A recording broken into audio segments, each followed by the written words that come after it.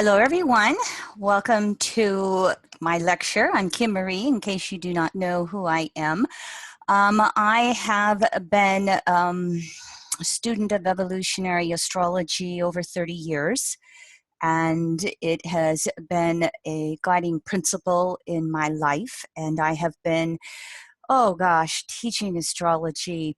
I don't even know. I think I started maybe in the late 80s. I don't remember for sure. I've been teaching astrology full time now for probably almost 2 decades. Um, I'd like to thank Linda and Wanda and Olive Bean and everybody who puts on these EA Zoom meetings for us. Thank you very much for letting me speak to all of you. What we are going to look at tonight is the Uranus semi-square aspects to Neptune. And I've titled this lecture, Technology Serving Spirituality. It's going to be pretty philosophical, a broad overview. I don't have charts. However, I am hoping that everything that I speak to, you will be able to reflect it back to your own charts as we work our way through this vast subject. I have also been a student of the aspects in astrology because that seems to be one of the more technical areas of astrology and sometimes a little harder for people to understand and use aspects to put it all together. So I was blessed to be able to get that cycle of phases and aspects, which I'll show you on a screen here, real early on in my astrological studies. And that's why I'm like, how come nobody is really noticing or talking about these 5 semi-square aspects that Uranus is making to Neptune? So hopefully tonight what I will be able to do is show you the impact that these squares are having and this new crescent phase that Uranus and Neptune are going into together. Anytime there's questions, I'm not familiar with the Zoom protocol. I don't mind it if somebody has a question. However that works in this format, please feel free to ask me questions along the way if you want. I've got quite a few PowerPoint slides. I'm going to try and get through this in 60 minutes, and if I go over, thank you very much for hanging in there with me. And so what we are looking at here with the Uranus-Neptune cycle is it is a 172-year cycle that is basically all about spiritual evolution and revolution. It is mainly the interface between science and technology and religion and spirituality. And it just so happens that in this current cycle, most likely all the way through it, because we don't have a specific date on when the Piscean age ends or the Aquarian age begins, we know we're in that transition of that, 2100-year cycle, more or less. So it just happens that this also then becomes the 2 planets that are kind of like interfacing us between the ending of the Piscean age and the beginning of the Aquarian age. And so everything that we look at tonight, I just want you to remember this little quote here that I found on the internet from somebody named Sophia Stone. As technology advances, remember, you are the most brilliant creation. Here are the Uranus-Neptune conjunctions from the cycle before, and I even put the one that will come up on the screen for you. And over the years, I have labeled the last one, the conjunctions of the early 1820s, as you see, early Capricorn here, right on your screen. I've labeled this one the Industrial Revolution cycle. I'll give you some little key events that happened during this cycle in a few slides.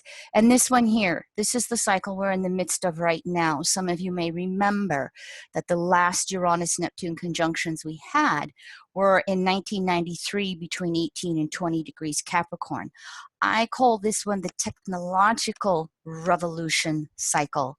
And then, of course, here will be the next one. There will only be one conjunction in 2165. And guess what? It is going to be 6 degrees Aquarius. Now, we'll all have left and maybe come back more than once by the time this one comes around. Some of us will be here, some of us won't, but this gives you some idea of the conjunctions that we've had so far. Now, these are the 5 waxing semi-squares that Uranus is going to make to Neptune. We've already had 2 of them. We've got 3 more to go. Neptune is, of course, in the middle degrees of Pisces here, and you will see that we have Uranus finishing up in Aries, and it will have 2 of these specific aspects in Taurus. So Uranus has the flavor of 2 signs as it's making these waxing semi-squares. This is why it's important.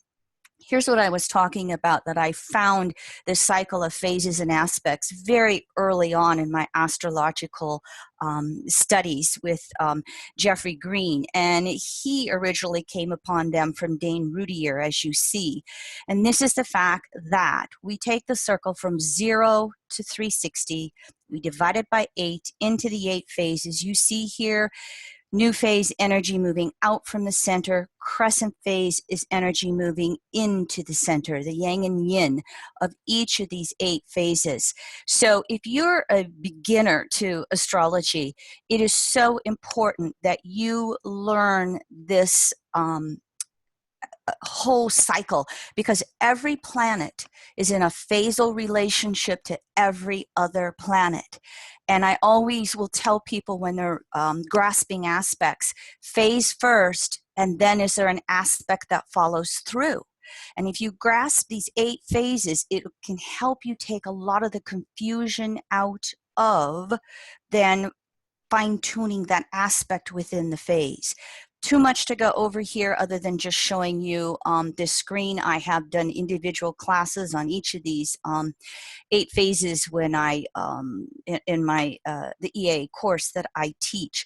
What I want to show you right here is wherever Neptune is in your chart, if you'd start with Neptune, which is the slower moving planet, and rule of thumb, faster moving planet compared to the slower moving planet. So you start with the slower moving planet, and what's happened is as Neptune makes these waxing semi-squares, it's gotten 45 degrees, excuse me, Uranus makes those waxing semi-squares, it's gotten 45 degrees beyond Neptune. There's a huge shift here at this point, going from energy moving out to energy moving in. So that my basic point here, I'll try to slow myself down a little bit for you, is that semi-squares and the squares and a half, which are the sesquisquadrates, they are just as important as squares and oppositions and conjunctions. They do not get enough service in astrology, and you can't, for some of your major astrological calendars, you can't even open them up and find these aspects, these semi-squares in the calendar. And that's, I think will evolve into what I've watched over the last 30 years is more and more astrologers in general are really starting to put in this whole 0 to 360 concept, the cycle of phases and aspects. And so this is a shift from Uranus making a struggle to sustain everything that it has done with Neptune since 1993. And it's going to go into this crescent phase and be there for the next 20 years. More on that a little later. First of all, though, I want to just briefly give you the archetype of Uranus from the perspective of evolutionary astrology. This part will be quick. You'll have this to listen to if you need to follow up on any of this. Uranus is known as the individuated unconsciousness, the unconscious mind. It contains 3 things: the past in all its detail, this and every life that we lived. It contains anything we want to suppress or not deal with in the present life. And it contains the blueprint of the future, what general astrology calls that lightning bolt message that'll come through. Well, in EA, we pay attention to the element of repetition with those future-orientated messages.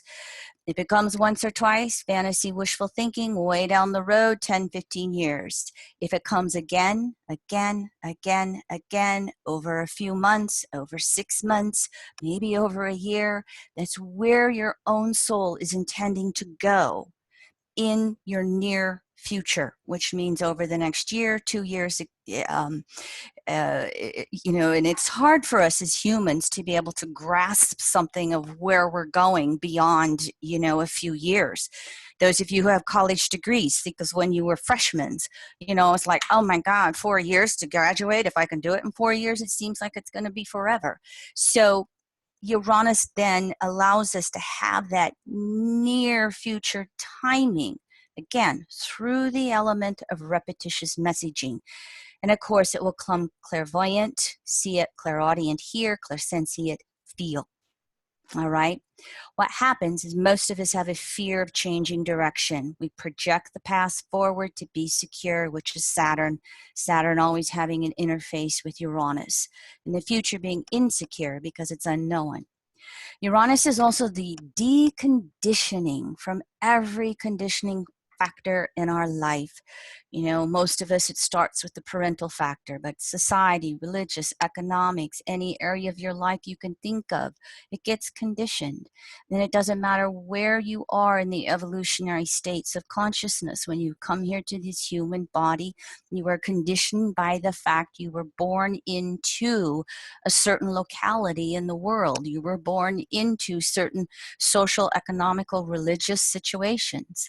Uranus is where we are always trying to liberate from those conditioning factors and be who we uniquely are, to be that group of one. Uranus has rulership of the brain in health and wellness astrology, also the central nervous system. With Mercury, it co-rules the nervous system in general. And Uranus will have specific rulership of what we know as dendrites. Those are the parts in our brain where we hold memory, and when we learn something new, it gets deposited somewhere in our brain, use it or lose it, and then we can access that again and again.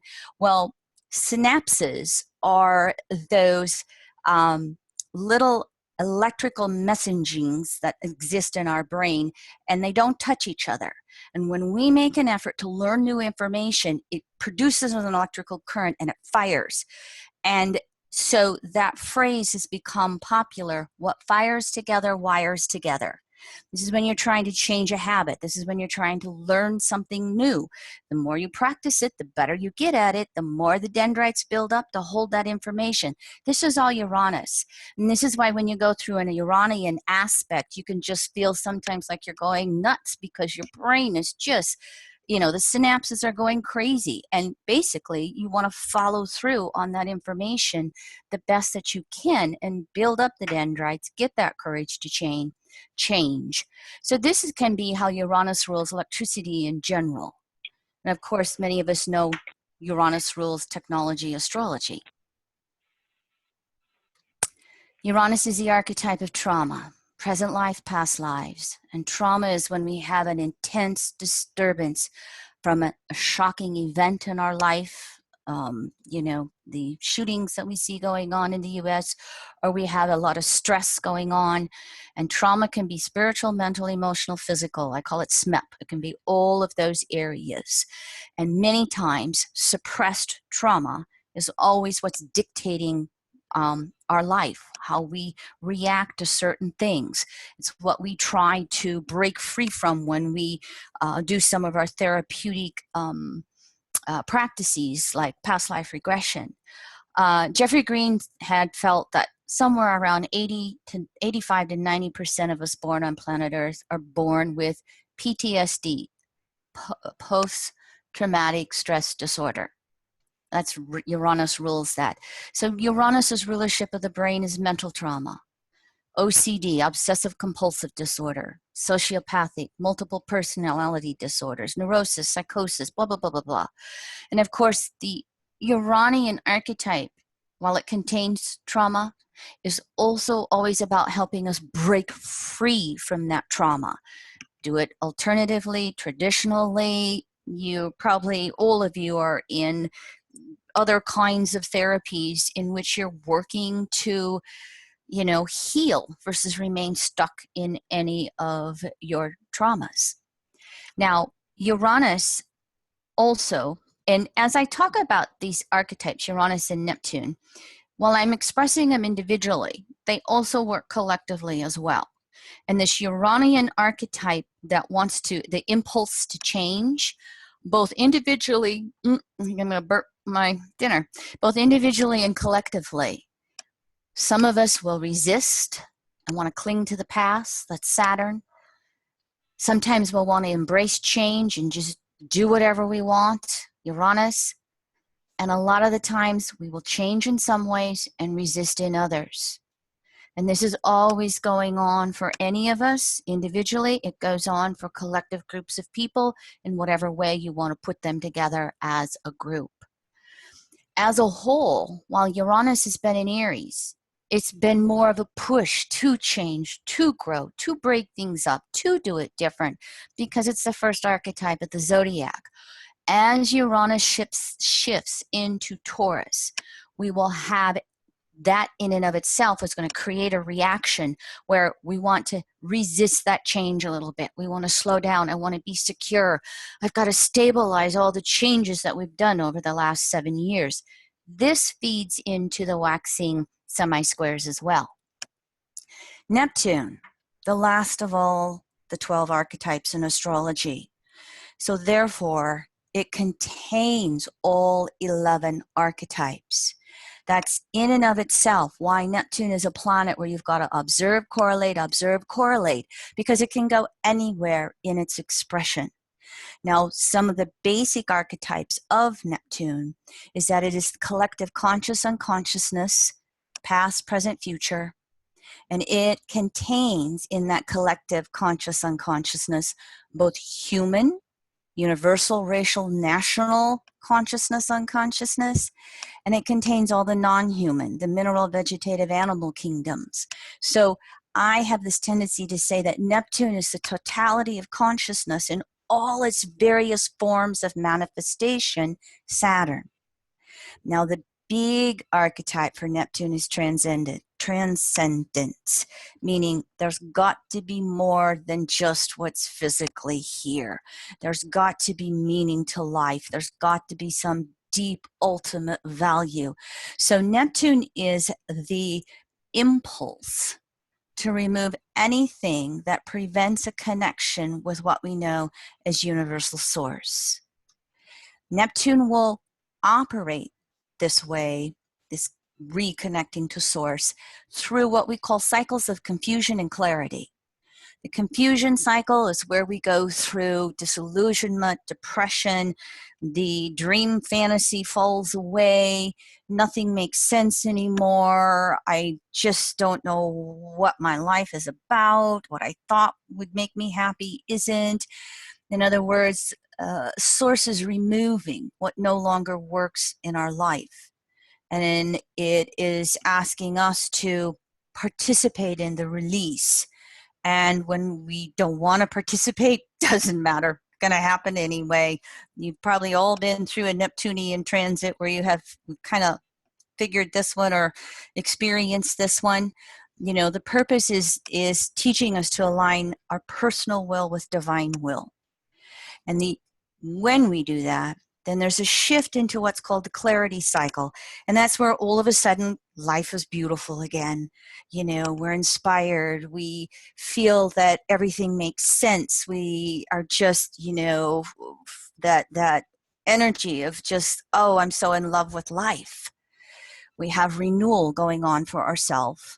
And again, it's usually some way in which we've reconnected to either find value and meaning in life, if we're consensus or non-religious, and as we are expanding in consciousness, where we've renewed some relationship with source in some way.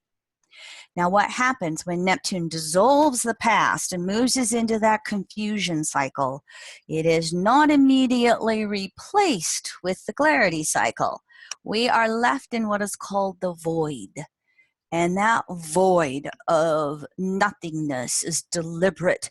So we can't project that past forward and substitute it again quite so easily. The void is unpredictable. It's nothing that is controllable on an egoic or soul level. And the reason is that it is shifting our own ego to soul, ego merging with soul, serving soul, and it's also to shift consciousness from the individual soul to universal soul. And again, that is the process in which we are aligning our will with divine will. And I have to give my Leo husband, Pluto Leo, Sun in Leo, lots of Leo, credit for this cliche I use. I will, my will, divine will. I will, my will, divine will. That is so Piscean in its terms, and it is what you do. Two other phrases that I'm known for saying is, what would you have me know, source? What would you have me know, source? What would you have me do, source? What would you have me do, source? And to say it and say it and say it when you're left in the confusion or the void. And then your own soul will bring up into consciousness the sparks of source coming through you. Now, Neptune, Pisces, 12th house, and its polarity, Mercury, Virgo, 6th, relate to all of the religious distortions that have come along through the patriarchal conditioning factors, our human-made conditioning factors, and it gets known more commonly as sadomasochism. And both polarities, 6th house and 12th, Virgo and Pisces, Mercury and Neptune, both can be on either sides of the sadomasochistic spectrum. Basically, this arises because we have all these conditioned beliefs in a perfect God, and we have the natural awareness of our imperfection, and it creates conditioned guilt. Guilt linked to atonement is the victim masochist. Guilt linked to anger is the victor sadist. A lot more to this, but just a real brief conceptualization of this for you. And what really is needed to move through these religious distortions and conditionings is to be able to be gentle with ourselves, to forgive ourselves, to just go, you know, I'm just doing the best that I'm doing. I'm going to do a little better today than I did yesterday, and that's all that matters. It's the intent to self-improve more than the end result. Neptune rules the dream world. Those go in a 28-day cycle. Junk dreams, we're always releasing past life dreams, waking up very disorientated, superconscious dreams, visionary, this world out of this solar system. And I'm going to have to speed up here because I'm not moving through my slides as fast as I thought I would. But Neptune, again, it's ultimately about exhausting all the separating desires and returning to source, surrendering, merging, I will, my will, divine will with source. Here are some Uranus-Neptune conjunctions in history. All the way back to, when I was doing my research, I thought this is good because Uranus was in a last quarter square to Neptune 7 times in Gemini, Virgo, in the middle of the printing press being invented. And this really had a big expansion in just the general public being able to gain information and news, especially concerning the Christian Bible, because it finally became available in English. And before that, it was only Latin, and it was only the priests who could, you know, say, this is what the Bible says. Then we had these conjunctions in 1478, 79, late degree Scorpio, ending of the Middle Ages, beginning of modern science. You've heard Martin Luther King, or not Martin Luther King, Martin Luther in the news here, October 31st, 1517, posting his 95 Theses.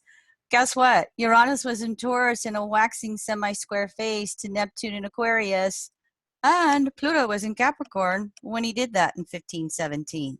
So just this little tidbit can show you the potential of how things will change in religious and spiritual ways with Uranus and Neptune through this waxing semi-square phase that we have going on. I'll show you a slide here and a couple of slides that are really pointed out to you current time. The 1650s, we had 3 conjunctions in Sag. Many of you can remember how we had such mass migrations of people for religious and economic reasons going on. Here is the 1820s, what I call that industrial revolution cycle. Again, because it was in Capricorn, and the 1993 one was in Capricorn, so much is about energizing the physical world, the inventions, the materialism that goes on in our life. The fact that these seed thoughts were in Capricorn lends more to materialism and technology and all of, the physical world beyond spirituality. And this is why this crescent phase will be such a struggle to make technology serve spirituality. Even though I titled the lecture that, it's not an automatic and it's not a given. Technology will only serve spirituality to the degree that we, the public, demand it. Stay tuned. We're all going to watch it unfold. You can think back here to all along the 1800s and recognize what a massive disruption we had with daily life as machines started to replace human labor. And what happened during the 1800s was, for the first time, this was the beginnings of the middle class, what we know as the modern middle class, merchant class back in those days. Prior to that, prior to this industrialization, it was basically nobility and upper classes with a lot of people in lower class. So there was a good shift in this cycle, in that in the long run, it allowed so many people to have longevity, things that we never could, that we never had before the Industrial Revolution. It saw the rise of the factory system, steam power, electric generators, motors, mass production, iron, steel, chemical manufacturing started with this conjunction in the early 1800s. Mass displacement from ag to urban lifestyles, exploitation of female and child labor. Floored me, some of the things I read and how we would exploit people 7 days a week, 14 hours a day. It also brought the emergence of early environmentalism, unions, and healthcare movements, because these factories were so unhealthy and all the chemicals were just poured into, water and earth and etc.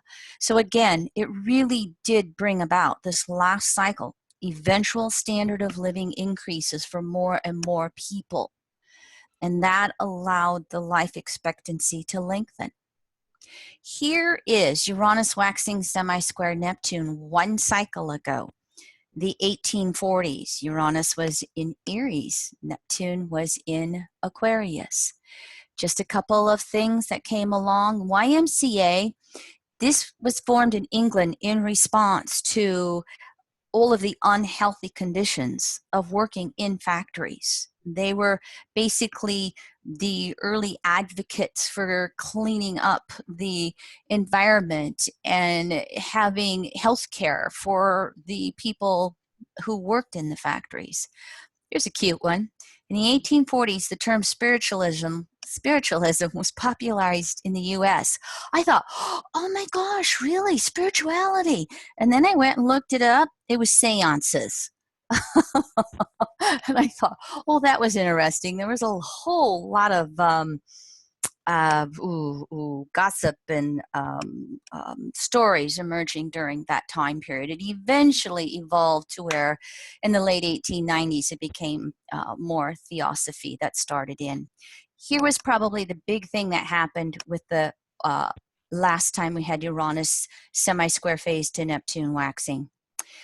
Massive explosion of Christian missionary groups, be they Catholicism or all of the Protestant religions that came about through Martin Luther's Protestant Reformation.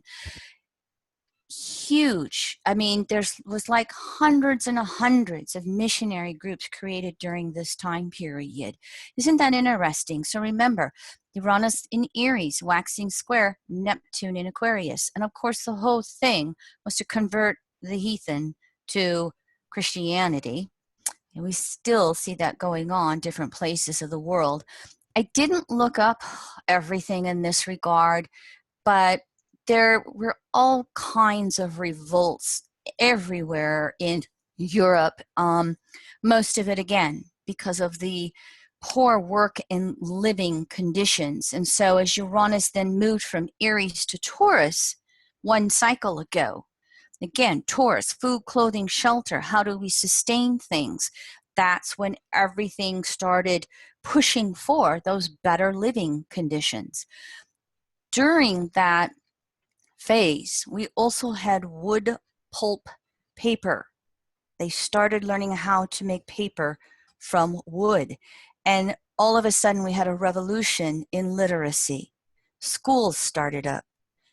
Expansion of people learning. Look at how we have that going on here with our social media.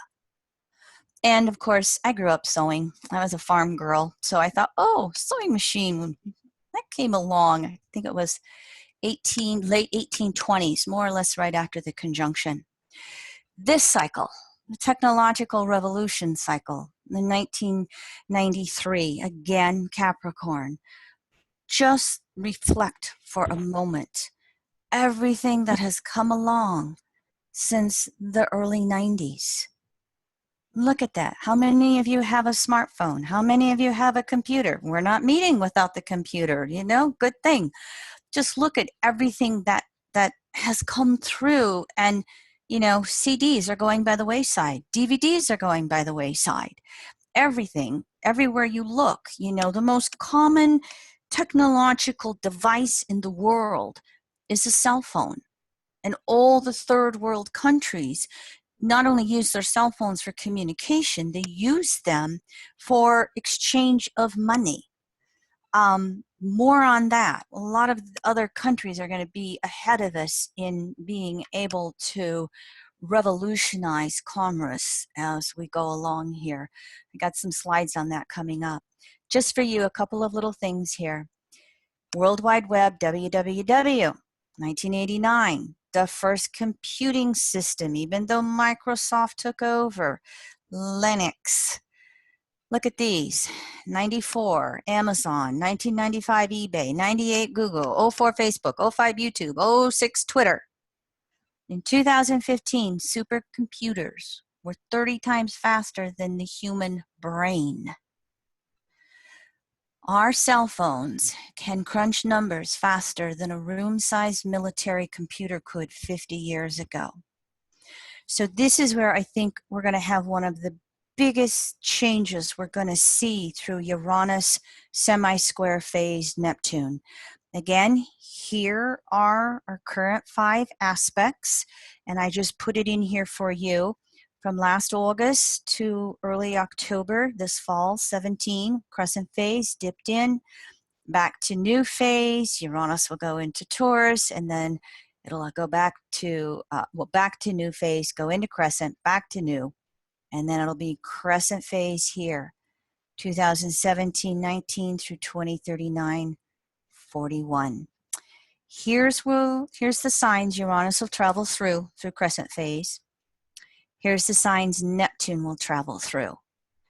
And again, if you remember one cycle back, and Neptune moved through Aquarius, Pisces, Aries, and that explosion in Christianity missions all over the world.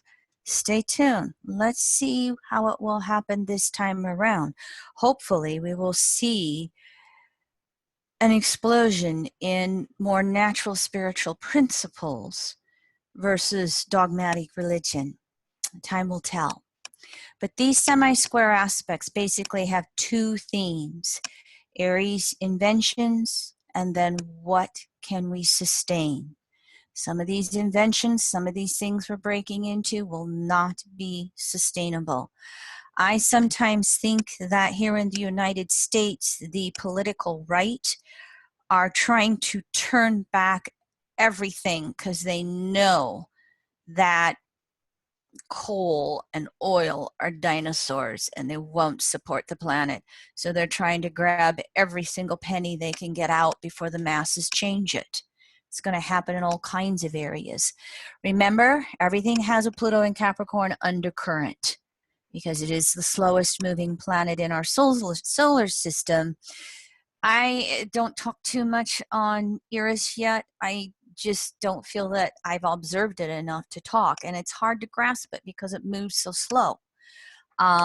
Uranus did wake it up a little bit, you know, moving over it the last couple of years, but Pluto we can pretty much grasp. And again, as I said just a minute ago, plutocrats, white race, Christianity, attempting to maintain control because everything's changing. So I don't think they're going to get away with weakening social progress, but they're going to try. And Pluto in Capricorn worships the gods of money, so stay tuned. We're not done with changes in that area. We can continue, those of us who are in the U.S., to see it crumble till transiting Pluto conjuncts the natal U.S. Pluto in 2022 at 27.5 degrees Capricorn. If I didn't have astrology, I think I'd be depressed with what was happening right now. But understanding the archetype of Capricorn and Pluto, oh, we've got to destroy it. We've got to break it down to create it anew. Okay. Whew, that gives me a little hope. Here's one of the biggest things we're going to see with Uranus waxing square Neptune, waxing semi-square Neptune. Conventional versus quantum computing. Little review. Conventional computers, they're really just like calculators. They work binary. They store and compute 0 or 1 with what's called transistors, which are just switches going back and forth. And we've learned how to make these transistors smaller, smaller, smaller, smaller, smaller, and we've got them about as small as we can make them. And what's now emerging in the technological world of computers is what's called quantum computing.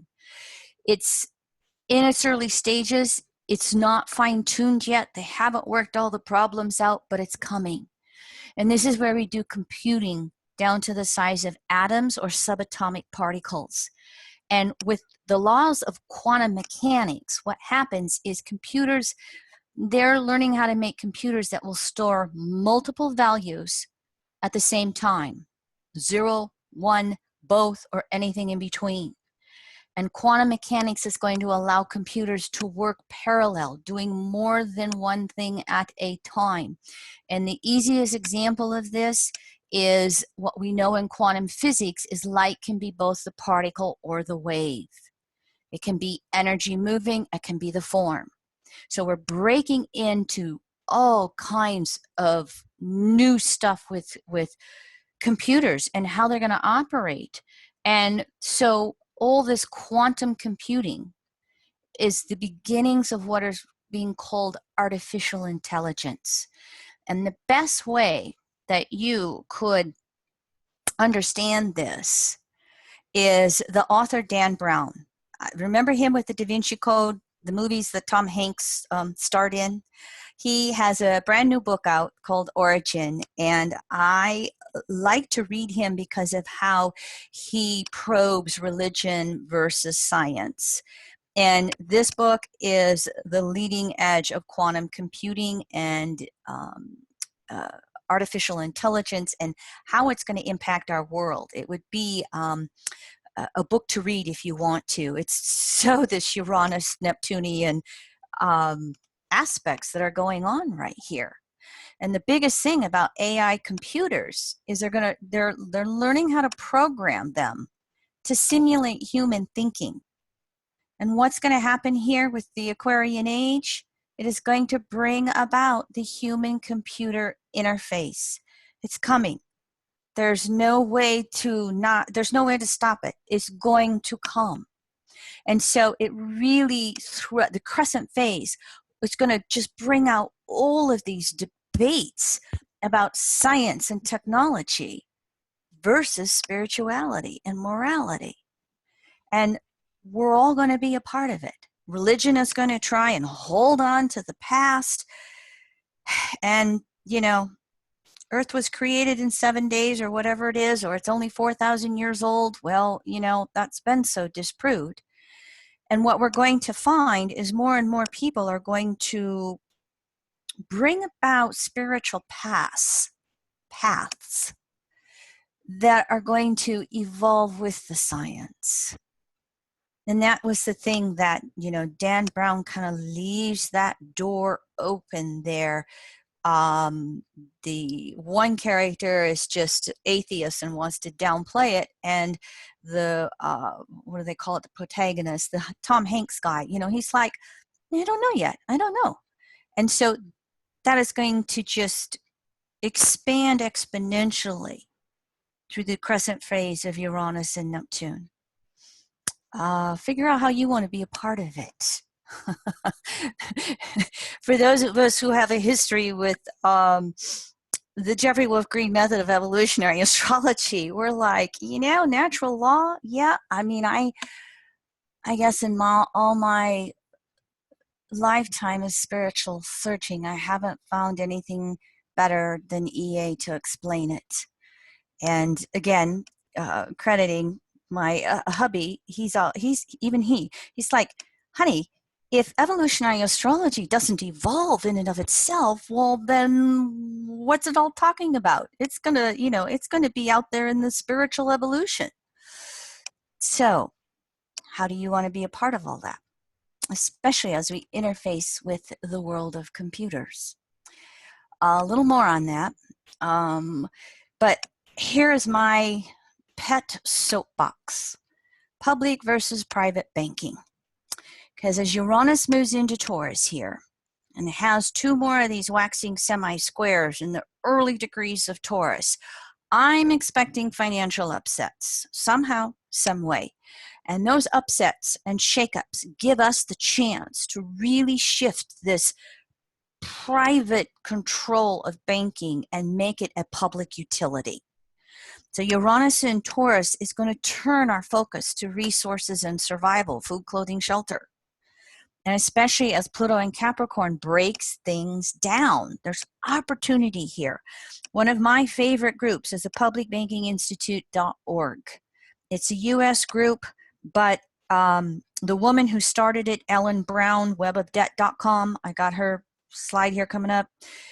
She's phenomenal in bringing the information out worldwide in BRICS. And have you heard of BRICS? B-R-I-C-S. Britain, Russia, India, China, South America. Those are the 5 countries that have some of the largest percentages of public banks. This organization is promoting public banks for cities, counties, states, because profits generated from private bank credit end up in private coffers, the CEOs and shareholders. Profits generated from public bank credit are returned to the public, taxpayers, citizens, youth, elderly, infrastructure. Here's the prime example. I'm from South Dakota. This is my twin state. It is the only state-owned bank that we have in the U.S. It was formed almost 100 years ago from the robber barons and the populist movement back 100 years ago. The state of North Dakota requires all of the state's revenues to be deposited into the Bank of North Dakota. In other words, the money stays on Main Street instead of Wall Street. You can see these facts for yourselves here. You know, lowest credit card default rates, lowest student loan rates. North Dakota has more banks per capita than any other state in the United States. And they are 6 times as many banks as other states on average. They're sitting on this 1.3 billion was from 2015. They are probably now sitting on at least $1.5 billion in cash, because for 100 years all the interest has went back to the state. Really, really educate yourself on this. And as a matter of fact, I have a webinar that I did on this a year or so ago. I asked Leroy to just make this public, and so you will have this in the PowerPoint or in the recording of this. You can go watch this webinar. I try to really break down banking, monetary policy, how we create money, because 97% of it is now digitized, not dollars and coins. Educate yourself here. Join public banking. Santa Fe, Oakland, Philadelphia are all, they're really coming along and creating a city-owned bank. The election next week for the governor of New Jersey, the Democratic candidate for the gubernatorialship, is loud and proud of wanting to create a public bank. And we're going to see a wave of that come through Uranus in Taurus. And especially as Neptune, you know, again, the largest collective values is reflecting on this. You know, we sometimes think we're powerless when it comes to monetary policy. Then you're going to see a huge shift in that. We are not powerless in that. No way. I am so excited about this. Ellen Brown has a new book coming out. Here's her website if you want to educate yourself. I have the simplified version, okay? And I relate it to astrology. But she has a new book coming out, The Coming Public Banking Revolution, and it's supposed to be out in sometime this winter. She just delayed it a couple of months, and I would highly recommend that you get that book. This is her last one, Public Banking Solution. And by the way, for those of you who are international listeners, she's worldwide in describing this public versus private banking in her latest book, Public Banking Solution. Universal Basic Income, UBI. How many of you have heard of that? What's going to happen with this Uranus-Neptune cycle is robot technology is going to replace human labor. They say in the next 100 years, robots are going to do everything. So, you know, this bring the jobs back to the U.S., they're not coming back. Robots are going to do everything. You see it all the way around you, from Starbucks now having practicing robots, creating your little cup of coffee, to everything you do. My husband had robotic prostatectomy in May. He had his prostate removed by a robot. Now, the doctor was controlling the robot, but the doctor never touched my husband. Amazing how easy that was compared to the way they used to do it. So what it means is we have to have a way to support the public. And this is what's being known as universal basic income. There are actual trials of it taking place in Finland and Brazil, proposed Switzerland, planning trial stages in Oakland, the Netherlands, 3 cities in Ontario, Canada. As we have public banking gain ground, then we will have the means to just give the money directly to the people. It sounds mind-blowing, but ever since Pluto went into Capricorn, I was like, ooh, I better educate myself on economics, because you know what happened in 2008. So I'd had a few years to really study, you know, the basics of money and economics, and this will be the future. And it will free us up to be human beings rather than having to struggle. And as enough of us can recognize this, you want to talk about a shift in beliefs that we have a right to food, clothing, and shelter. We have a right to have all our basic needs just taken care of when we have the technology to do it so easily. Now, with public banking, one of the things to really understand here is that approximately 40% of infrastructure projects go to interest. Now, this is worldwide. This is not just the US. This is over in Europe. This is Japan. This is wherever. China is the one who's really getting this public banking thing. And they are turning all of that money into infrastructure, more than they need. But when you recognize that you can cut the price of, you know, road projects, sewer projects, clean water projects, desalination plants, as we have to turn to the oceans to get clean water. When you look at those prices being cut almost in half, because we don't have to pay interest to the private coffers. Yeah, guess what? Guess where the money can come from? Here's one of Ellen Brown's latest articles. And so I don't know how it works. Hopefully you don't have to type all that in. Hopefully if you see this on your computer, you can copy and paste. You can also go to her website where her blog is. Again, webofdebt.com or Ellen Brown. A little more complicated article, but it totally supports this. Again, watch this gain ground over the next couple of years. I'm excited about this. Thank you for letting me be on my soapbox. Climate change, you know, those of us on this webinar probably are really aware of how this is affecting us. Consensus will catch up just by nature of, you know, Hurricane Harvey and Irma and Maria. And so there will be quite deep ethical ponderings when we recognize Neptune and Pisces, how interrelated everything is. And Uranus in Taurus is just going to change how, you know, that food, clothing, shelter is going to change. We can't keep, you know, the type of shelters or homes, buildings we create on the coast is going to change, as well as not as many people are going to be able to live on the coast. I don't remember the fact. It was something like, I don't know, 60% of the people live near coasts. And we're not going to be able to do that around the world. It's going to create huge disruptions through Uranus in Taurus with where people live. And so we're going to, by necessity, explode in green energy. There's no stopping it, no matter how much Donald Trump tries to do it.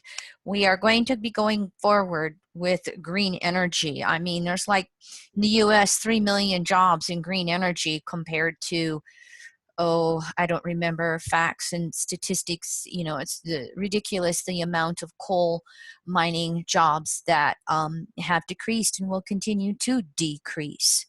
So Crescent phase, it's just going to be how much will it take before we make the change, and will we make the changes fast enough so that children and grandchildren don't end up, you know, with the effects of our laziness and ignorance.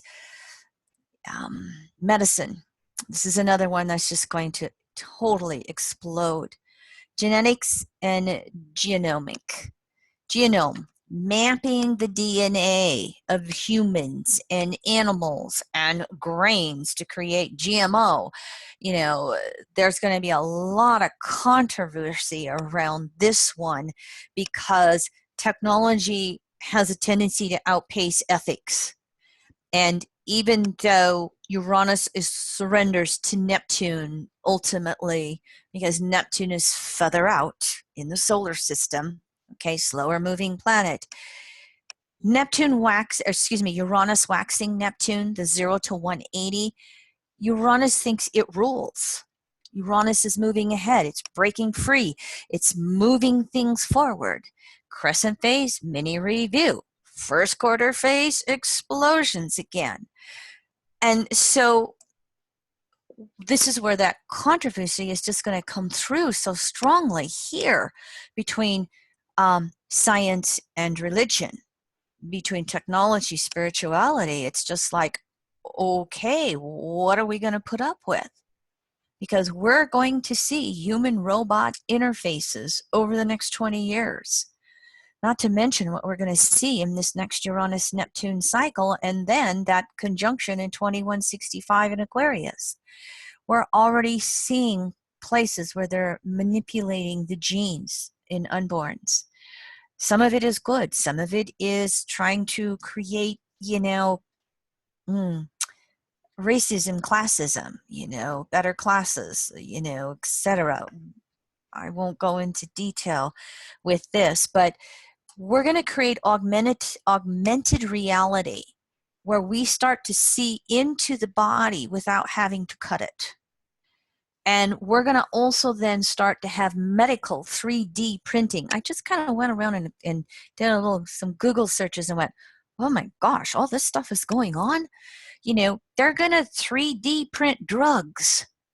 Can you imagine what that will do to addiction if we don't have the social support mechanisms so people don't want to be addicted? Some of you know, after the election last year, we went out and got Obamacare for my husband because he's been pretty hard on his body over his first 60 years, baseball player for the first, off and on forever. And we've just been amazed at the medical world. But my point was, he was prescribed opioids a week ago, and he is just miserable. He's trying to wean himself off as fast as they can because it's gut rot. And so we're going, how do people get addicted on this stuff? But stay tuned with Neptune, especially as it finishes up in Pisces. We'll see controversies and front page news in regards to that. But it's going to explode with what we're going to make that will then help the body and replace the body. There are going to be, anybody remember Star Trek and I forgot doctor's name. Was his name Scotty? Beam me up, Scotty, I always used to say. But he had that little tricorder and he could zip and tell everything. We're going to do that. We are already in the process of doing it. My other work that I do, I don't mean it for promoting, but I've been involved for 2 decades whereby we can take your photograph and put healing frequencies via a photograph 24/7, and we can measure something that is an imbalance in energy before it's ever manifested. And again, apply healing energy and help you self-heal it, whether it's manifested or not. It's phenomenal. If you want more information on that, you're welcome to contact me. And this is my website where I do that work. So a tidbit for you, for astrologers. For those of you, I have practiced the Jeffrey Wolf Green method of EA. He had Sun conjunct the South Node. And the gentleman who created this energetic balancing that I'm involved with, Sun conjunct the South Node. Planets conjunct the South Node are relive, fruition, or a mixture of both. And both of these gentlemen are geniuses in what they brought through. And both of them are exploding spirituality. It was the gentleman who created my energetic balancing who went around for decades saying, I want technology to serve spirituality. And of course, we're going to also have what are called e-skins. In other words, little patches that we'll put on our skin or chips we'll put inside, and it will literally measure everything and give you your meds that you need. And call 911 if you need to have an ambulance because you passed out and became unconscious. I mean, the phenomenal stuff that's going to happen with this area, again, will create a lot of controversy. Food is another one. Climate change and technology is just doing all kinds of wacky things. There's mutations of food that are unintended, pests, diseases, pests don't know geographical borders. And as the planet heats up, there are more and more things coming all kinds of places. We're going to need a lot more public dollars to support the health of citizens with all of these changes that are coming along through this disruption of planet Earth with climate change. And of course, we have such monopolizing going on with Pluto and Capricorn, and nobody's paying any attention in the US here to our antitrust laws. Corporations are to the point where they control almost all of the food supply in so many areas. And food, I mean, one of the biggest things of the future is that we're going to be overweight and undernourished. And this is, again, another area of controversy and another area of ethical and morality conversations and debates, and what will consensus public bring about as we recognize the effects of all of this. So the good news is, for me, is Uranus in Taurus. Taurus is Earth, and it is that physical Earth. And as Uranus moves through Taurus, we can really start doing things to protect the Earth. I'm an old farm girl. My little joke is I spent the first 26 years of my life driving a tractor because I was the oldest of 3 girls. So I very much know working on the farm. And one of the nice things coming out of Minnesota is this perennial grain that can replace corn and wheat. It's called Kurzna. And they are doing all kinds of experimentation with it and improving the grain. And what it can be is, it's a crop that you plant and it lasts 5 years and you don't destroy the soil. And so the prairie soils can build back up again. And I didn't put it in here, but wait till you see what we do with hemp as we recognize how much we need it. And, hemp can substitute for anything that we do with steel and oil. Those areas get exciting. And so there's this mixture of things going to pieces and things really coming together quite nicely. Social media, all you got to do is turn on your TV to see here in the US, Google and Facebook and Twitter and all the trouble they're getting into because of their immorality in pocketing advertising revenue over what is truth. That's just, going to continue through these Uranus-Neptune waxing semi-squares here. But the beauty of social media is, just like the printing press that came along in the 1400s with Uranus waxing semi-square Neptune, we're going to have another explosion in how we can educate ourselves. Some of you are maybe old hats at this. My son was joking with me. He says, "You just realized that Vice News exists?" And I was like, sorry, yeah. HBO is just doing phenomenal work with a program called Vice News, and really coming through with alternative viewpoints on what's happening in the world. They actually did a little spot on UBI, Universal Basic Income, and showed how it was taking place in that Finland trial. So one of the recipients, instead of having to meet all the government's dot your I's, cross your T's, he could actually be creative and create a business making drums with his UBI. So this self-education is going to make leaps, and it'll progress, regress, but those of us who follow evolutionary astrology know that evolution will come along. There are a lot of other countries around the world that regulate social media, Facebook, Twitter, a lot more than we do here in the United States. Okay, so this is just a snapshot. It's a subject, there's so many facets here where we could just go in depth on a lot of them. But I think you can maybe start to get the picture of this Uranus-Neptune interface and the seed thoughts laid at the conjunctions, and the last 2 being Capricorn.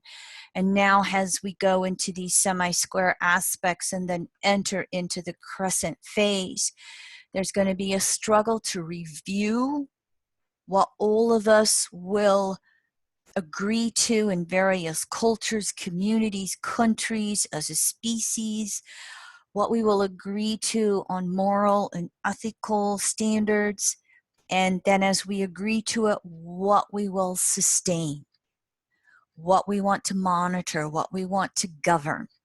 But yin phase, again, is energy returning to the center. So it's the review, it's the ponderings. And as we look at the end of Neptune in Pisces, it lends us toward looking at it on the deepest spiritual levels as well. So technology will evolve spirituality, and spirituality must keep its pulse on technology. And how are the two going to interface? We're all going to be a part of answering that question. And as I said, Crescent phase, there's going to be a lot of debate over who's right, who's wrong, what we believe, what we don't believe. It's going to become harder to deny science in religion. I mean, if you've heard some of the things coming out of the Catholic Pope, Pope Francis, our first Pope named Francis, really wanting to support the poor and other species in the climate. It's amazing, those things coming out of a Pope. Now, if he would just do that with female priests, we'd really make some leaps of growth, wouldn't we? But technology is going to only serve spirituality to the degree that all of us demand it, to the degree that you and I stand up and say yes or no. I'm going to leave you with a Einstein quote. I think it's Einstein. I thought the website was reputable enough. Noble quotes. There's a lot of stuff attributed to him that he didn't say. Science without religion is lame. Religion without science is blind. Alrighty, so if I may, I don't know what your protocols are. You can tell me if this isn't right. Here's what we do at Evolutionary Astrology Network. Leroy and I do a free weekly audio podcast. We put all our materials into an astro library that you can subscribe to publicly. And I, of course, teach evolutionary astrology. And here's the public webinars that I do. I always try to do free Mercury retrograde webinars. That's my way of paying it forward and just spreading astrology to the public. And I teach a lot. If I will do an in-depth series on Uranus and Taurus this winter, in which I will break Uranus and Taurus down into all 12 houses. Uranus transiting through all of the 12 houses. All right, I made it through, 10 minutes over. I'm willing to answer questions as long as anybody would like me to. Yes, please. Thank you, Kim Marie. Could you please click on stop share at the top of the screen, the red section?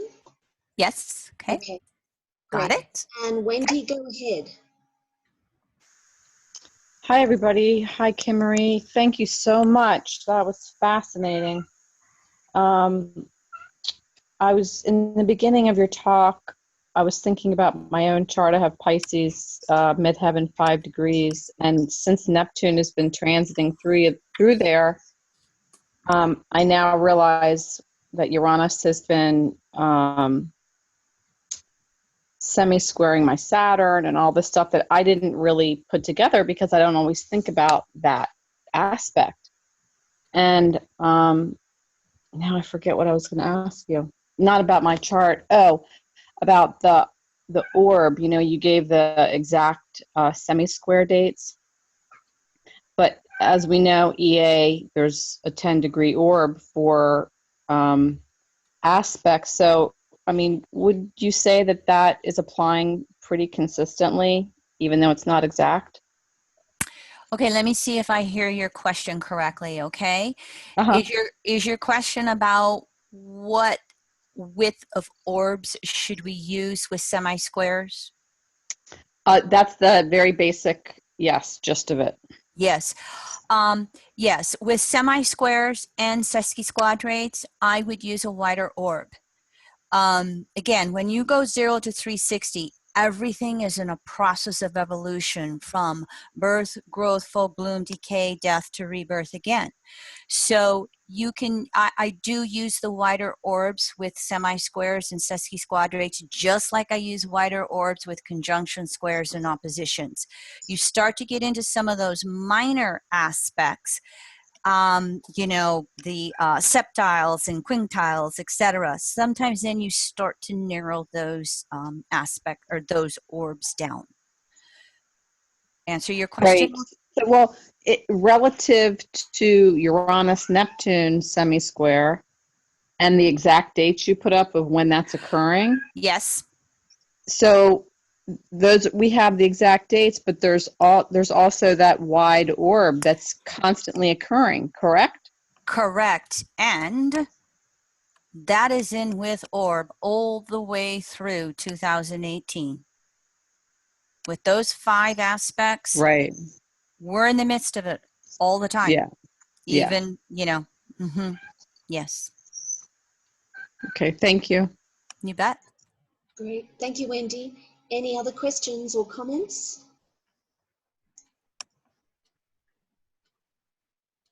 I had I'm not sure if it's a question and a comment, but I was thinking of especially the housing issue. It's getting to the point where it's hard for just the, you know, the common person to secure, you know, just the basic needs. I mean, housing is getting to the point where it's taking up more than half, you know, almost half of people's income. And, you know, we can't sustain that. So I kind of wonder when Uranus moves into Taurus, I mean, we're still going to be in this balsamic phase of Saturn and Pluto. So to me, that kind of seems like there's going to be even a more tightening down of the elite trying to say, you know, mine, because I associate that with the archetype of Taurus. So I guess in trying to, I don't know, I guess what would you say as far as the hope? I mean, because I see a lot of people, losing hope, you know? Yeah. Exactly. And as we look at Jupiter and Saturn going into Cap, balsamic Uranus, you know, not having those conjunctions through 2020, you know, there's more that's going to crumble. And North Dakota is just amazing in what they're doing. And maybe it's because I live next door, you know, to them, but they are doing revolutionary stuff in regards to people being able to get a mortgage and afford a house. They are doing not only that, student loans and student loan debt and small business loans and really helping people become entrepreneurs and create their own businesses. You don't hear this in the news, and North Dakota is just the leading edge of so much that's going on in that area. I also think that Uranus and Taurus is going to bring about some major shifts to how we create housing. You know, some of you may have heard or seen the small housing movement. Have you seen all those little houses that they put together? Yeah. My Sag might get a little claustrophobic, but Uranus it's going to bring a lot of changes to infrastructure as it comes by. And because I have spent enough time really studying this public banking versus private banking, I have so much hope in the masses being able to sustain themselves again. It will happen. And if everyone who's on this call could go, and if you want the shortened version, go to that Populist Banking Revolution webinar that I did. I break down economics and fiscal policy and how we create money and who control, you know, how it works and how it doesn't work. I break that all down into simple ways. And join the publicbankinginstitute.org. I don't care where in the world you live. They really are advocating it. And you know, the thing about Pluto in Capricorn, the Cancer polarity is grassroots. The thing about Uranus in Aries, the Libra polarity is the people. Change is going to come from the grassroots up. It's always been that way. When does consensus catch up? And even though we've had the Uranus waxing squares to Pluto, we're just now consensus starting to catch up to the breaking free, the crazies and actions that need to come from those waxing squares. And so nowhere do I have more hope than the public banking movement. There are countries in the third world where your cell phone dealer, you all know those little cell phone shops that we have that we go to when we want a new cell phone or that stuff. Those cell phone shops in countries in Africa, they're the banks. Post offices used to be banks. Banking is a public utility. And when enough of us figure out that that's how money needs to operate as a public utility, then it opens it up for the masses to be able to have more say in the choices that are made. This haves versus have-nots of Pluto and Capricorn is not going to last. It's just not feasible in reality. It's not feasible with survival. So, sorry, get on my soapbox. This is Wendy again. I just want to say that I have so much hope listening to this talk. It's so Uranian. I love it. And one thing I was thinking, Wando, is that, you know, after Capricorn is Aquarius. I mean, they're not going to be able to stop us. It's going to happen. Mm-hmm. Yeah, and the fact that we actually have a gubernatorial race in New Jersey in which there is a Democrat coming out for public banking. I mean, I have been watching the public banking movement now again since 2008.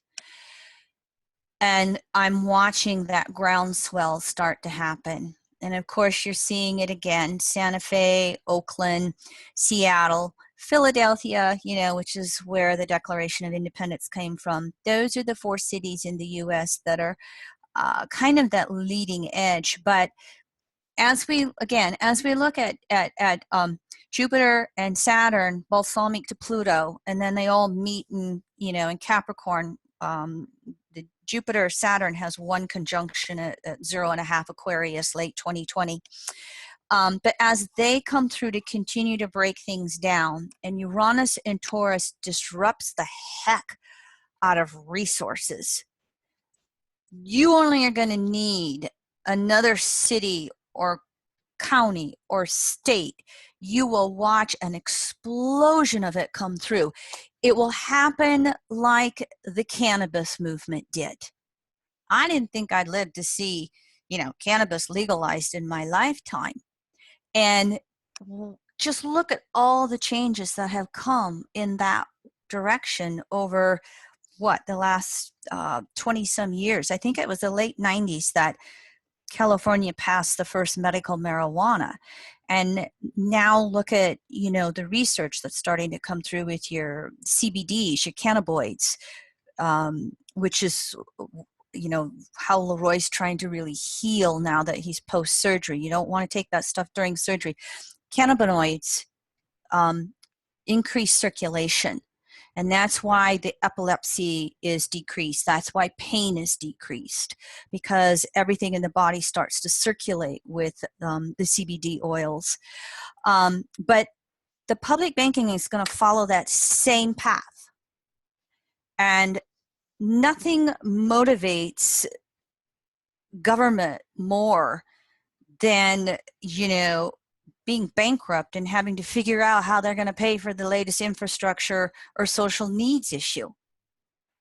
And a lot of states turn to cannabis for the money, for the tax revenues.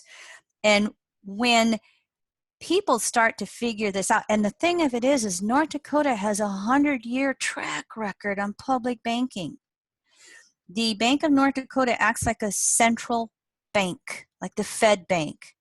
And that's a whole nother area that I go through in this webinar that I posted for all of you. The Bank of North Dakota partners with the private banks.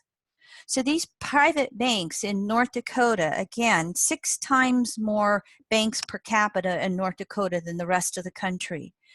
And the Bank of North Dakota, its mission is small businesses, mortgages, student loans, and I think infrastructure. I can't remember what the 4th one is.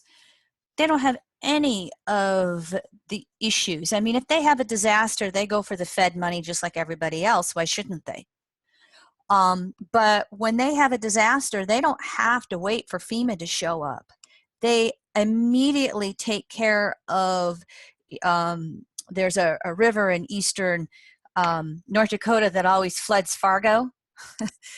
They are always ahead of the game, on top of it whenever that river floods, in regards to protecting the infrastructure, supporting it, and supporting anybody who's affected by it. They just do amazing. When they had the pipeline protest in North Dakota last fall, remember all the police that they sent up there? And, you know, you hear, maybe nationally doesn't hear it, but regionally I hear, well, we spent all these millions of dollars, you know, protecting the public with our police force, and we really need to be reimbursed for that. Well, guess what? It was the Bank of North Dakota that just dished out the money to pay for the officers. That's why they got so much police up there so fast, because they just had the money sitting there. And so as people and states and cities, all we need is 1 or 2 cities that really start showing what they do with the interest coming back to Main Street, and it will explode. And I have begun to think that the reason the plutocrats in Washington, D.C. are just trying to set back everything with social progress left and right is because behind the scenes they recognize what's coming. They recognize the dinosaur ways with private banking, and that the masses will rise up. We may not have to be in the streets as much. You know, the beauty of the public banking is we don't have to replace the dollar. The other thing that's going on behind the scenes, and I talk about this, and I'm fine talking. If you guys want to listen, you know, cut me off when you want to. What's also going on behind the scenes, and this is worldwide. You know how we bail out? They want to bail in. And all over the world, they're passing these banking regulations that the next time we have a big collapse, they're going to take money out of your checking account and give you an IOU as a stock in your bank. They tried to do that in Cyprus a couple of years ago, and it got quieted down because it would have created a huge, huge uproar. The other thing is what's called blockchain technology. Bitcoin. Bitcoin is a digital currency, the cryptocurrencies. They are such that you never get to use the currency a second time because it's digitized, it's encrypted, it is X amount of numbers, and once you spend it, it's gone. Whereas you can launder money, you can launder pesos, you know, you can launder your currencies all over the place, and banks can't control that. Well, cryptocurrency and what Bitcoin is the blockchain methodology. And blockchains, again, is digitized currency that only gets used once. And it creates a real easy control mechanism of the money. And that's what banking and the plutocrats would like to see come along. But they're not public about it. It's all going on behind the scenes. And so there's these 2 ways going through between the blockchain technology, the cryptocurrencies, and then the public banking. And again, the beauty of public banking is we don't have to replace the currency. And it then spreads it out so much. Imagine every state having a state bank, every county, every city. It spreads it out so much that you can't have the plutocrats controlling it. Kim, Mm-hmm. Marie. So I was going to ask you about Bitcoins, and you brought it up. So you're right on the wave. So I know a lot of people talking about that now and wanting to invest in it and all of that. So are you saying the perspective that you see is that if that's aligned with the plutocrats, Bitcoin? The plutocrats would like to take over Bitcoin. Yeah, of course. That's the thing about that technology. Okay. Okay. Now, the thing about banking in general, okay, is that 97% of money is non-physical. Your dollars and your cents and your loonies up in Canada, that's only, physical money is only 3% of the money supply. So, we already have the plutocrats controlling the money supply and controlling the accounting banking, okay? And so it's not just Bitcoins that can be controlled, or cryptocurrency more broadly termed. It's not just that can be controlled by the plutocrats. They can control the public or the currency banking and the accounting banking that we already have. But again, the difference and the thing about the public banking movement is it's giving the control of monetary policy back to the public, back to the masses. I don't know where I'll get, but I thought, again, Pisces says it's the intent. It's not the end result. Source judges on your intent, not your end result. And I'm waiting for Ellen Brown's new book to come out this winter, The Coming Public Banking Revolution. She's already named it. I am going to see if I can get a meeting with my local lawyer. I know 2 of our local councilwomen. I'm going to see how many people I can give that book to this winter. And I'm going to make the effort on my local little way, my local little community. My community is 70,000. And I figure, okay, because South Dakota is next door to North Dakota, maybe some of them might listen to me. I'm going to, make my effort. Hey, I've got a lot of family, and my grandmother's from North Dakota. So I have a lot of family up there. I'll move up there if I have to. Well, it does get cold. I really admire all my Canadian friends and colleagues because, I'm like, what are we complaining about? Look at, Canada. And of course, climate change is changing all that. So, thank you for allowing me to share my my personal desire to just really spread the word on public banking. Kim Marie, thank you so much from all of us. That was absolutely amazing. Hope to see you again, and thanks from everyone here. Oh, you're most welcome. Thank you. Thank you. That was great. Thank you. Yeah. Thank you. Okay, Fascinating. now I got to figure out how leave meeting. All right. Adios, everyone. Good night. Bye-bye.